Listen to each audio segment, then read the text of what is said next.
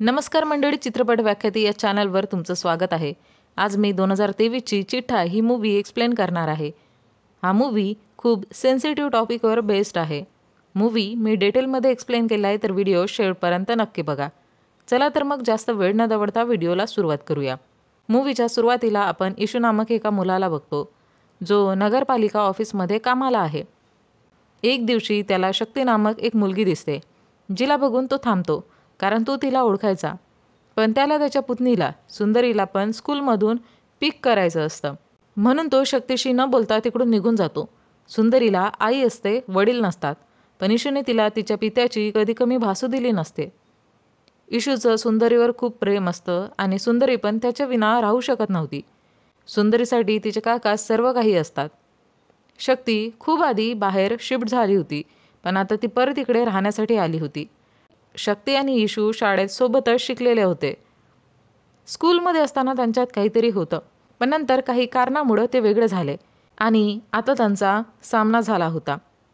इशूचा एक फ्रेंड आहे वेडूवल्लू, जो पोलीसमध्ये कामाला असतो, आणि त्याची पुतणी पुन्नी, जी सुंदरीची फ्रेंड आहे.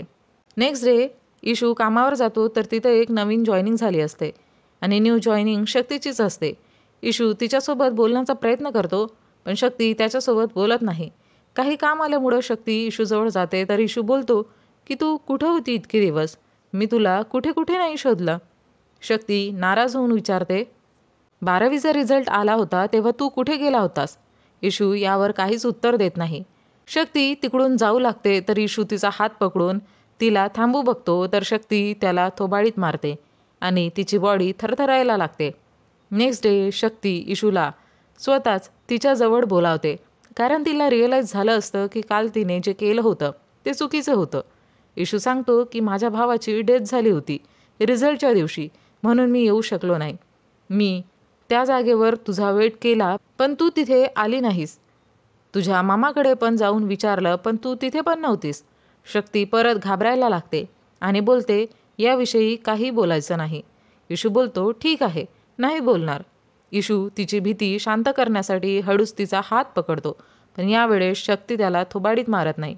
शक्ती आणि इशू परत जवळ येतात. आता आपण बघतो की पुन्नी आणि सुंदरी प्लॅन बनवत असतात की हरिण बघायला जायचं. पुन्नीची मोठी बहीण तिच्या बॉयफ्रेंडशी बोलत असताना पुन्नी ऐकते की अय्यनार मंदिराजवळ हरिण दिसतात. तर पुन्नी विचार करते की ती पण हरिण बघायला जाईल आणि यात ती सुंदरीला पण सामील करते. इतक्यातच अय्यनार मंदिराजवळ 13 वर्षाच्या मुलीची डेड बॉडी मिळाली असते, जिच्यासोबत सामूहिक बलात्कार झालेला होता. तर पोलीस पूर्णपणे ॲक्टिव्ह होती बलात्काराला पकडण्यासाठी. यावेळेस अय्यनार मंदिराजवळ जाणं धोकादायक होतं आणि या दोघांनी तिथं जाण्याचा प्लॅन बनवला होता. पुन्नीच्या घराचं बाथरूम खूप खराब झालं असतं, तर पुन्नीचे वडील जेव्हा सफाईवाल्यांना तिकडे बघतात, तर तो सफाईवाल्यांना बोलवतो आणि बोलतो की बाथरूम क्लीन करून द्या, 50 रुपये देईल या कामाचे. सफाईवाल्यांसोबत शक्ती पण होती. ती बोलते की आम्ही तुझ्या घराची घाण साफ करायला नाही. तर पुन्नीचे वडील ॲटिट्यूड दाखवून तिला उलटसुलट बोलतात. तेव्हाच तिथं इशू येतो आणि तो पण त्याला समजावू लागतो, पण पुन्नीचे वडील रागात त्याचं तोंड काही बंद करतच नाही. शक्तीला तो उलटसुलट बोलतो, तर इशू त्याला रागातच मारून नाल्यात पाडतो. इशूला वाटतं की वेडूवल्लू नाराज असणार, कारण त्याने त्याच्या भाऊजीवर हात उचलला होता, पण उलट तो खुश होतो, कारण त्याचा भाऊजी जरा खडूसच आणि एठीत राहणारा होता. नेक्स्ट डे पुन्नी इशूला खोटं बोलते की आमचे क्लासेस 5:30 पर्यंत आहे, म्हणजे मग तो सुंदरीला पिक करायला लेट येईल. सुट्टी होताच त्या निघतात, तर बघतात की काका तर शाळेच्या बाहेरच आहेत. दोन्ही मुली लपून ऑटोमध्ये बसतात अय्यनार मंदिरात जाण्यासाठी, पण सुंदरीचं मन मानत नाही, तर ती पुन्नीला सोडून तिच्या काकाकडे जाते. नेक्स्ट डे सुंदरी बघते की पुन्नी खूप शांत बसली आणि तिला उलटी यायला लागली आहे, तर ती बाथरूमकडे धावते. सुट्टी झाल्यावर आपण बघतो की पुन्नी जिथं बसली असते तिथंच तिनं बाथरूम केली असते. सुट्टी झाल्यानंतर जेव्हा इशू सुंदरीला घ्यायला येतो, तर ती बोलते की पुन्नीला माहिती नाही काय झालं, ती माझ्यासोबत बोलतच नाही. इशू पुन्नीसोबत बोलण्याचा ट्राय करतो, पण ती काहीच बोलत नाही. इशू पुन्नीच्या खांद्यावर हात ठेवून बोलतो की चल मी तुला घरी सोडतो, तर पुन्नी नाही बोलून त्याच्यापासून लांब पडते. तेव्हा इशू बोलतो की तुझ्या आईला फोन करू का? त्यावर पुन्नी नाही असं बोलून त्यांच्यासोबत जाण्यास हामी भरते. इशू सुंदरीला एका जागी सोडून बोलतो की तू इथंच थांब, मी पुन्नीला घरी सोडून येतो. इशू रस्त्यामध्ये पुन्नीशी बोलण्याचा प्रयत्न करतो. पुन्नी काहीच बोलत नाही. ती एकदम शांत बसली असते. पुन्नीच्या वडिलांसोबत भांडण झाल्यामुळं इशू तिला घराच्या अलीकडेच सोडतो आणि परत विचारतो तर ती काहीच बोलत नाही. तो तिला प्रेमाने हक करून शांत करून कम्फर्टेबल फील करून परत विचारतो तर पुन्नी रडून त्याच्यापासून दूर होते. तिच्या घरी पडते. आपण बघतो की हे सगळं कोणीतरी लपून बघतोय. रात्री वेडूवल्लूचा कॉल येतो की पुन्नी बेशुद्ध झाली आहे. तर इशू त्याच्याकडे पडतो. थोड्या वेळाने काही लोक येतात आणि सुंदरी आणि तिच्या आईला त्यांच्यासोबत पुन्नीच्या घरी यायला बोलतात. पुन्नीचे वडील बोलतात की इशूने माझ्या मुलीसोबत खूप नीच कृत्य केलं आहे. एक व्यक्ती सुंदरीच्या आईला एक व्हिडिओ दाखवतो ज्यात तो पुन्नीशी बोलत होता, तिला कम्फर्टेबल फील करवत होता. पण त्याचा कोणीतरी व्हिडिओ बनवला होता आणि बघितल्यावर असं वाटत होतं की इशू पुन्नीसोबत जबरदस्ती करतोय. त्यांनी इशूला एका रूममध्ये बंद केलं असतं. त्याचे कपडे काढून त्याला खूप मारलं असतं. पुन्नी हॉस्पिटलाइज असते आणि काही बोलण्याच्या किंवा सांगण्याच्या मनस्थितीमध्ये नसते. पुन्नीचे वडील सुंदरीला विचारतात की त्या दिवशी इशूने तुला स्कूलमध्ये एकटीलाच का सोडलं? तू त्यांना सोबत जायला का विचारलं नाही? सुंदरी बोलते, मी तर विचारलं होतं, पण काकांनी मला तिकडेच थांबायचं सांगून पुन्नीला घेऊन गेले. पुन्नीचे वडील स्वतःच न्याय करायला लागले होते. पण हॉस्पिटलमधून पोलिसांना कॉल गेला असतो तर पोलीस घरी येतात कारण पॉक्सो ॲक्ट लागला असतो. तर इन्व्हेस्टिगेशनसाठी पोलीस येतात. इशूला पोलीस स्टेशन नेलं जातं. तर वेडूवल्लू येऊन ऑफिसरला बोलतो, आम्हाला कुठलीही केस करायची नाही, छोटी मुलगी आहे, खूप बदनामी होईल. ऑफिसर त्याला खूप रागवतो की बदनामी का होईल? तिला असं केल्याने कुठला न्याय मिळेल? तुमच्यासारख्या लोकांमुळेच अशा लोकांना शिक्षा मिळत नाही. इशूला सोडून देतात. तर तो वेडूवल्लूला बोलतो, तू तर माझ्यावर विश्वास ठेव. तर वेडूवल्लू त्याला पिटून विचारतो, त्या दिवशी तू सुंदरीला सोबत का नाही नेलंस? इशू सांगतो की मला वाटलं की सुंदरी आणि पुन्नीमध्ये भांडण झाले. जर मी पुन्नीला एकट्यात विचारलं तर ती सांगून देईल, म्हणून सुंदरीला सोबत नेलं नाही. पण हे सगळं बोलून काही फायदा नसतो कारण वेडूवल्लू काही ऐकायला रेडी नव्हता. त्याने हेच मानलं असतं की इशूनेच त्याच्या भाचीसोबत वाईट काम केलं होतं. इशूला भेटायला शक्ती येते. इशूला खात्री असते की शक्तीला त्याच्यावर विश्वास असेल, पण शक्ती त्याला हेच विचारते की तू सुंदरीला सोबत का नाही नेलंस? इशूला कळतं की शक्तीला पण त्याच्यावर डाऊट आहे. तर तो तिला तिकडून जायला सांगतो. तशी रोज सुंदरी तिच्या काकाकडे झोपायची, पण आज आई तिला तिच्याजवळ झोपवते आणि बोलते की आजपासून मी तुला शाळेत सोडत जाईल आणि जर कोणी हाताव्यतिरिक्त तुला इतर कुठे टच केलं, हात लावला किंवा पकडलं तर तू जोराने ओरड आणि स्कूल टीचर किंवा मला किंवा काकांना सांग. सुंदरी विचारते, जर काकाने हात ठेवला तर? आई बोलते की तो हात ठेवणार नाही. त्यावर सुंदरी बोलते, ठेवला तर? तेव्हा आई बोलते, तरी मला सांगायचं. आणि ही गोष्ट इशू ऐकतो. त्याला खूप वाईट वाटतं की त्याच्या वहिनीला पण आता त्याच्यावर विश्वास राहिला नाही. तर तो तिकडून निघून विहिरीजवळ जातो, बहुतेक जीव देण्यासाठी. पण मागून वेडूवल्लू येतो आणि रडून त्याला हग करतो कारण पुन्नीने सांगितलं होतं की इशू तो पर्सन नव्हता, तर दुसऱ्या कोणीच तिच्यासोबत हे कुकर्म केलं होतं. सुंदरी तिच्या काकांच्या शोधात इकडे तिकडे भटकत असते. तेव्हा तिला रंगीबेरंगी कोंबडीचे पिल्लं दिसतात. तिला रंगीबेरंगी पिल्लं आणि मोबाईलवर गेम खेळणं खूप आवडायचं. तर तो पर्सन सुंदरीला फोन देतो, तर सुंदरी त्यामध्ये बिझी होते. तो व्यक्ती सुंदरीला विचारतो तर सुंदरी सांगते, मी माझ्या काकांना शोधते. तर तो व्यक्ती बोलतो, काकाला तर मी ओळखतो, चल मी तुला त्याच्याकडे घेऊन जातो. तर सुंदरी गेममध्ये व्यस्त असते आणि ती त्या पर्सनसोबत जाते. वेडूवल्लू आणि इशू घरी जात असतात तेव्हा वहिनी घाबरलेल्या दिसतात की सुंदरी कुठे दिसत नाही. तो व्यक्ती सुंदरीला बसमध्ये घेऊन जातो. सुंदरी गेम खेळण्यात व्यस्त असते तर तिला माहीतच नसतं की ती कुठे जाते आणि कोणासोबत जाते. पोलीस सुंदरीच्या शोधात लागतात तर त्यांना बसस्टॉपच्या CCTV फुटेजमध्ये दिसतं की कोणी व्यक्ती तिला घेऊन जातोय. आता पोलीस ऑफिसर वेडूवल्लूला बोलतो, वाचवली इज्जत. जर तू त्या दिवशी केस केली असतीस तर आज आम्ही आरोपीला पकडलं असतं आणि आजची ही केस झालीच नसती. आता आपण बघतो की इशूच्या गावच्या 40 किलोमीटर लांब एका गावाच्या शेतात एका मुलीची डेड बॉडी मिळाली. त्या मुलीच्या प्रायव्हेट पार्टमध्ये ॲसिड टाकून त्यावर पेट्रोल टाकून आग लावून मारण्यात आलं होतं. फेस जडालेला असल्यामुळं ओळख पटवणं अवघड असतं. इशू आणि वहिनीला बोलावलं जातं ओळख पटवण्यासाठी. डेड बॉडी बघून इशू बोलतो की सुंदरी माझ्या कमरे एवढी आहे. ही मुलगी जरा जास्त उंच आहे, तर ही मुलगी माझी सुंदरी असू शकत नाही. इशू समजतो की आता ही वेळ आहे सुंदरीला वाचवण्याची, तर तो त्या कामात लागतो. आता तो बस कंडक्टरकडे जातो, तर कंडक्टर सांगतो की जिथं बॉडी मिळाली तो पर्सन त्या जागी उतरला नाही, तर त्या आधीच एका गावात उतरला. इशू त्या आसपासच्या सगळ्या गावात चौकशी करतो, पण काहीच पत्ता लागत नाही.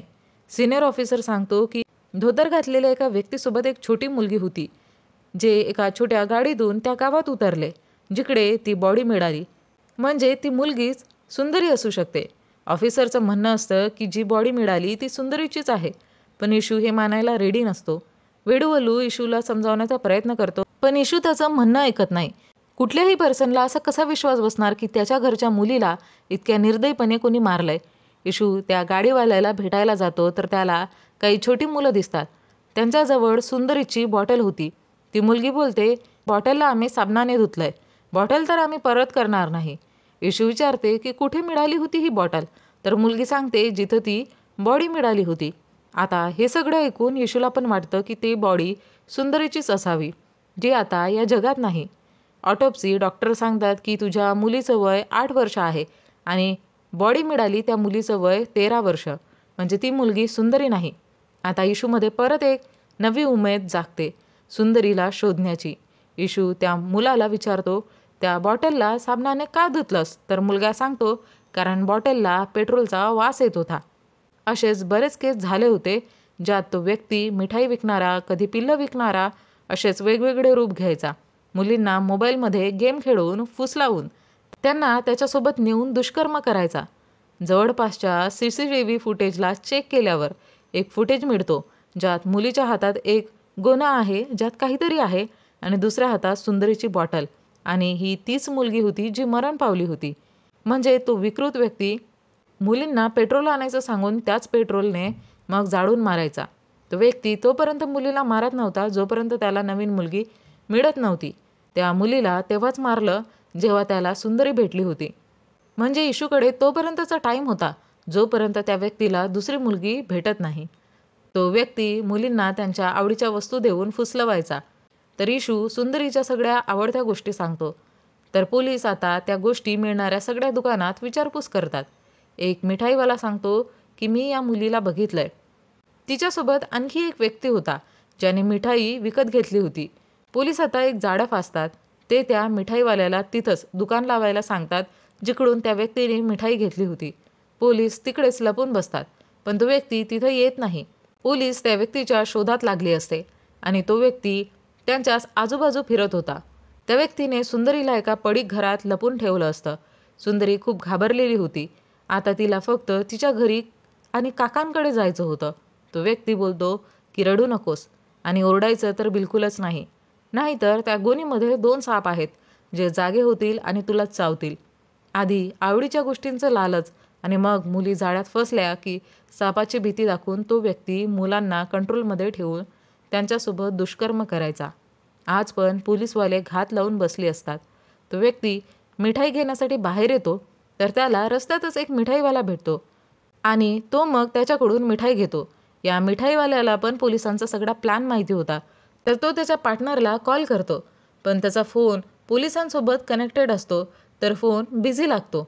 तो पर्सन समजतो की काहीतरी गडबड नक्कीच आहे, तर तो जाऊ लागतो. तर मिठाईवाला त्याला थांबवण्याचा प्रयत्न करतो, पण तो व्यक्ती त्याला धक्का देऊन तिकडून पळतो. तो व्यक्ती आता स्वतःचे केस कट करून स्वतःचा आणि सुंदरीचा पण लूक चेंज करतो. सुंदरीला सापवाली गोणी आणि एक बॉटल देऊन बोलतो की जा पेट्रोल पंपावरून पेट्रोल घेऊन ये. काहीही गडबड केलीस तर दोन्हीही साप तुला चावतील, समजलीस? सुंदरी रोड क्रॉस करत असते आणि तेव्हाच एक गाडी येते आणि सुंदरी घाबरून थांबते. तर त्याला समजतं की हा प्लॅन फेल गेलाय, म्हणून तो ऑटोमध्ये बसून कुठेतरी जाऊ लागतो. तर बघतो की पोलीस चेकिंग लागली आहे. तर तो गाडीमधल्या एका लेडीला बोलतो की माझ्या भावाचा ॲक्सिडेंट झालाय, तुम्ही या मुलीला चेकपोस्टच्या त्या बाजूला सोडून द्या, तिची आई तिकडेच उभी आहे. एवढं बोलून तो तिकडून पडतो. ती लेडी बघते की मुलगी खूप जास्त आजारी आहे आणि घाबरलेली पण, तर ती लगेचच पोलिसांना कळवते. सुंदरी तर वाचते, पण तो हैवान दुसरा ऑटो करून पोलिसांना चकमा देण्यास सफल होतो. इशू तिथंच असतो. जेव्हा त्याला सुंदरी दिसते तर तो सुटकेचा श्वास घेतो. पण सुंदरीची कंडिशन खूप वाईट असते, तर तिला हॉस्पिटलाइज केलं जातं. वहिनी इशूला सुंदरीचं डायपर चेंज करायला सांगते आणि इशू डायपर चेंज करत असताना सुंदरीला शुद्ध येते आणि ती बघते, पण तिला समजायला येत नाही की समोर कोण आहे. तर ती इशूलाच थोबाडीत मारते. सुंदरीचा आवाज निघत नाही. ती घाबरलेली असते. आता आपण बघतो की पुन्नी हॉस्पिटलमध्ये येते आणि स्वतःहूनच इशूला हग करते. तिच्यासोबत जे झालं होतं त्यातून जरा ती रिकवर झाली होती. पुन्नी सुंदरीला भेटायला जाते, तर सुंदरी पुन्नीचा हात घट्ट पकडते आणि तिच्या डोळ्यात फक्त अश्रू असतात. वेडूवल्लू शक्तीला सांगतो की पुन्नी जेव्हा हॉस्पिटलमधून घरी जात होती तर तिला तो हैवान दिसला आणि आम्ही त्याला पकडलंय. इशूला ही गोष्ट माहिती पडली तर तो त्याला स्वतः शिक्षा देण्यासाठी वेडा झालाय. तू त्याला समजाव की त्याने असं करू नये, नाहीतर प्रॉब्लेम क्रिएट होईल. इशू एका चाकूवर गोंद लावून त्यावर काचेच्या तुकड्यांचा लेप लावण्यात लागलेला असतो की जेव्हा त्याला तो हैवान भेटेल तर तो त्याला स्वतःच मारणार. शक्ती त्याला समजावण्याचा प्रयत्न करते, पण इशू बोलतो की मी त्याला स्वतःच मारणार. केस कोर्टमध्ये जाते, तर पुन्नी त्या व्यक्तीला ओळखते ज्याने तिच्यासोबत वाईट काम केलं होतं. पण हा तो पर्सन नसतो जो सुंदरीला घेऊन गेला होता. पुन्नी ज्या ऑटोमध्ये अय्यनार मंदिरात गेली होती, हा तोच ऑटोवाला होता ज्याने पुन्नीला एकटं बघून हे वाईट काम केलं होतं. इशूला या कामात त्याचा फ्रेंड सुरेश पण सोबत करत होता. शक्ती त्याला फोन लावून सांगते की इशूला थांबव, कारण हा तो व्यक्ती नाही ज्याने सुंदरीसोबत वाईट काम केलंय. जो व्यक्ती पकडला गेला होता त्याला पोलीस बसने घेऊन जात होती. इशू चान्स बघून त्याला मारणारच, तर सुरेश त्याला थांबवतो आणि बोलतो की हा तो व्यक्ती नाही ज्याने सुंदरीसोबत वाईट काम केलं. हा तो पर्सन आहे ज्याने पुन्नीसोबत वाईट काम केलं. इशूसाठी पुन्नी आणि सुंदरी सारख्याच होत्या, म्हणून तो त्या पर्सनला पण संपवतो, कारण केलं तर त्यानेही वाईट कामच होतं. वेडूवल्लू इशूला खूप दाटतो की तू हे नव्हतं करायला हवं. मी माझ्या पद्धतीने मॅटर सांभाळतो. फक्त आता पुढं काही गडबड करू नकोस. इशू बोलतो, त्या व्यक्तीला तर मीच मारणार. इशू कोणाचंच ऐकायला रेडी नसतो. वहिनी बोलते, यापेक्षा तर बरं झालं असतं की मी तिला जन्मच दिला नसता. हा दिवस तर बघायला मिळाला नसता. मला वाटलं तू तिच्यासोबतच राहशील. इशू बोलतो की मी तिच्यासोबतच राहणार. शक्ती बोलते, हे तर तू मला पण बोलला होतास, पण मला सोडून गेलास होतास ना. इतकं बोलून ती थरथरायला लागते. शाळेत रिझल्ट लागल्यानंतर मी त्याच जागी तुझा वेट करत थांबली होती, पण तू आला नाहीस. पण माझे मामा तिथे आले. त्याने मला बघू नये म्हणून मी घाबरून तिथं लपून बसले, तर त्या हैवानाने मला बघितलंच. त्याला समजलं होतं की मी एका मुलाचा वेट करते. तो मला झाडात घेऊन गेला आणि मग माझ्यासोबत वाईट काम केलं. मी विनवणी केल्या की मामा असं करू नकोस, पण तो ऐकला नाही. त्यानंतरही तो घरी असा येत राहिला की काही झालंच नाही. तो जेव्हाही घरी यायचा मी लपून बसायचे, हा विचार करून की माझी चुकी होती. इशू विचारतो की तू फक्त इतकं सांग की तो कुठे आहे. शक्ती बोलते की मी त्या सदम्यातून बाहेर कशी आली ते नाही विचारलंस तू. त्याला मारणं हे जास्त इम्पॉर्टंट आहे का तुझ्यासाठी? त्याची डेथ होऊन 3 वर्ष झालीत. जा जा मार त्याला. सुंदरीला या अवस्थेत बघावल्या जात नाही म्हणून तू त्या व्यक्तीला मारायचं बोलतोयस ना. सुंदरीने तुला बदला घेण्यासाठी सांगितलं का? आता पण तू ते करत नाही आहेस जे तिला हवंय, जे तिच्यासाठी गरजेचं आहे, जे तिच्यासाठी योग्य आहे. फक्त स्वतःचीच मनमानी करतोय, दुसरं काहीच नाही. इशू सुंदरीजवळ बसून आताही बदला घेण्याचा विचार करत असतो. त्याच्यावर शक्तीच्या बोलण्याचा काहीच असर झाला नसतो. तो तिकडून जाणारच तर सुंदरीला जाग येते, तर तो तिच्याजवळ जातो. त्याला वाटतं की आधीसारखं सुंदरी घाबरेल, पण यावेळेस सुंदरी त्याला ओळखते. काका म्हणून हाक मारते. आता कुठं शक्तीच्या गोष्टीचा अर्थ इशूला कळला होता की सुंदरीला बदला नाही तर काका हवेत, इमोशनल सपोर्ट हवाय. सुंदरी काकाला तिच्याजवळ बोलावते, तर काका तिच्या बाजूने तिथेच बसतात. आता स्टोरी इकडून 1 वर्ष पुढं जाते आणि आपण बघतो की सुंदरी आता त्या सदम्यातून रिकवर झाली आणि हे सगळं काकांच्या प्रेमामुळं, फॅमिलीच्या सपोर्टमुळं पॉसिबल झालं असतं. सुंदरीला मोबाईलमध्ये गेम खेळणं पसंत होतं, पण आता ती चेस खेळते आणि तिने खूप प्राइजेस पण जिंकली असतात. आता आपल्याला बघायला मिळतं की एका व्यक्तीची जळालेली डेड बॉडी मिळाली. ही त्याच हैवान व्यक्तीची बॉडी असते ज्याने सुंदरीसोबत वाईट काम केलं होतं. इशूला मे बी त्याचा पत्ता लागला असावा, म्हणून त्याने त्याला तसंच मारलं जसं तो मुलींना मारायचा. आणि या स्टोरीवर या मूवीचा इथे द एंड होतो. मंडळी, हे होतं चिठ्ठा मूवीचं एक्सप्लेनेशन. तुम्हाला हा मूवी आणि माझं एक्सप्लेनेशन आवडल्यास व्हिडिओला लाईक, शेअर, कमेंट करून चॅनलला सबस्क्राईब करा आणि सोबतच बेल आयकॉनला प्रेस करा, म्हणजे येणाऱ्या प्रत्येक नवीन व्हिडिओची नोटिफिकेशन तुम्हाला सर्वात आधी मिळेल आणि तुमचा एकही व्हिडिओ मिस होणार नाही. चला तर मंडळी, भेटूया लवकरच एका नवीन व्हिडिओमध्ये. तोपर्यंत टाटा, बाय बाय.